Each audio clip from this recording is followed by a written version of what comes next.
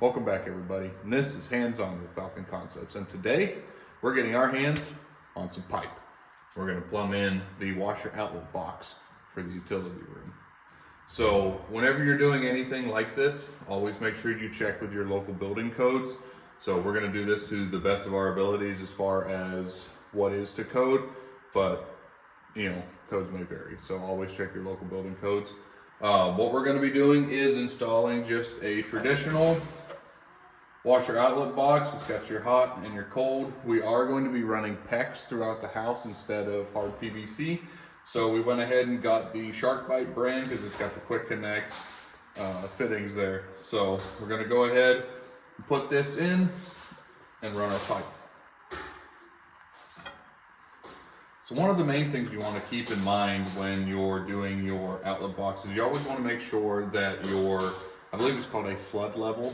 You always want to make sure that your box is mounted above the flood level for the washer. And then that's typically in the 36 to 38 inch range, but to make this ideal for access and easy use, we're going to put it at 42 inch height at the bottom, which is going to make it to where it's over the height of the washer itself. So that's going to put it right around this range, right about there.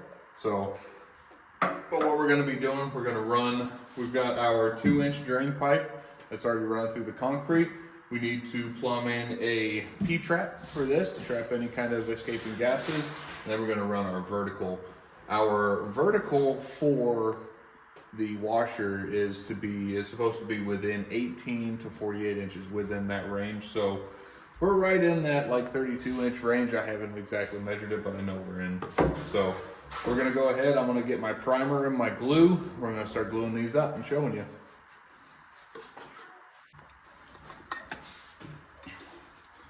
So now that I got my hands on some cans, I can open them up with my pliers because they can be kind of tight sometimes. And these cans that my hands are on are primer and cement.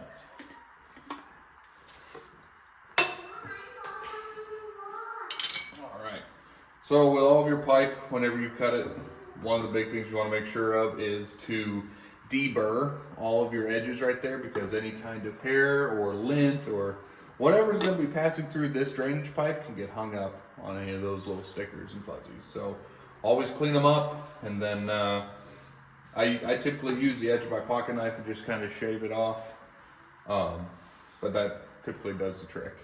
So first thing that we're going to do here is we are going to go ahead and get our elbow glued. We're going to get our elbow here glued onto our 2-inch drain pipe.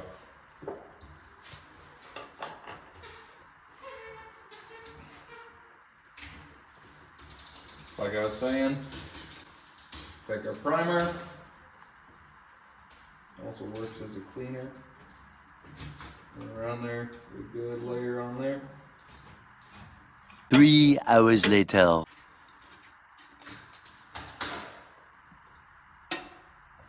What I like to do is primer both sides. Now the other thing too, I see I'm getting this on my hand. Anytime you're getting your hands on something, especially if you're getting your hands on cans or hands on pipe, it's probably best to normally wear protection. So now that we got that, actually before we put our elbow on here, what I'm going to do is I'm going to go ahead and glue my extension piece. I'm going to put it onto this P-trap. We're going to do the stab and twist method. Make sure we get a good sealing of our glue.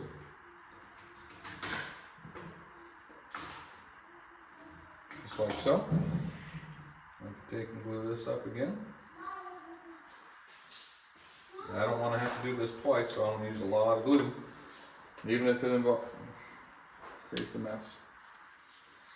I want that to be about 90 degrees right on, so we're going to follow our lines here. Line those up. I know that's right where she needs to be.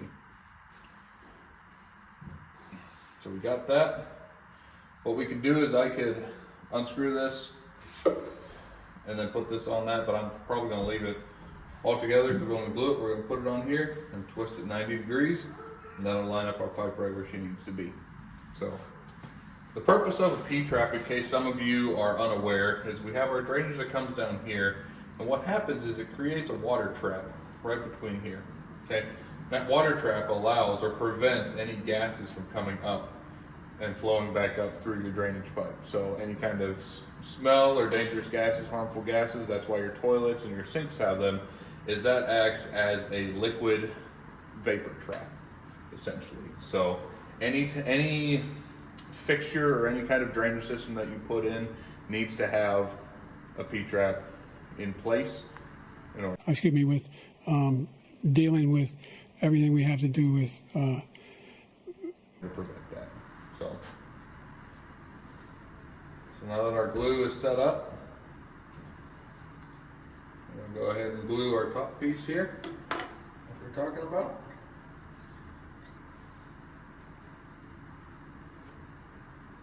And because of the way that's going, I'm just going to go ahead and glue the inside just because I don't want to do this twice. This on. Hold that back, and we're just going to hold it there for a second. Make sure it gets right where we need it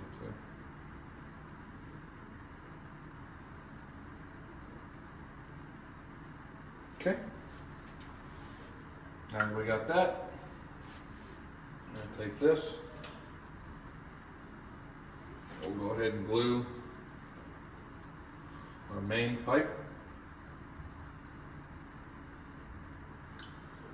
Send this down the hole.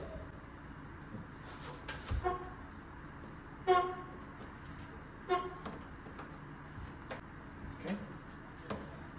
That up like that. And then what we're going to do up here, I actually ended up buying the incorrect size outlet box. This one uses a 1/2 inch. We're going to run everything with 3/4 through this house.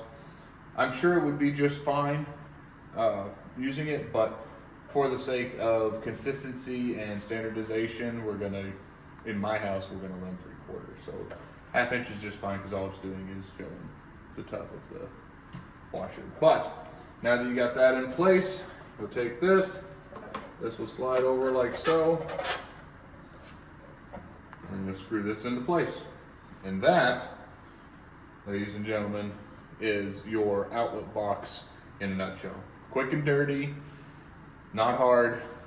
Biggest thing is making sure you got that P-trap in place.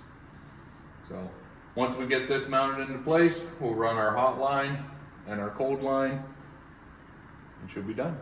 Thanks again for watching.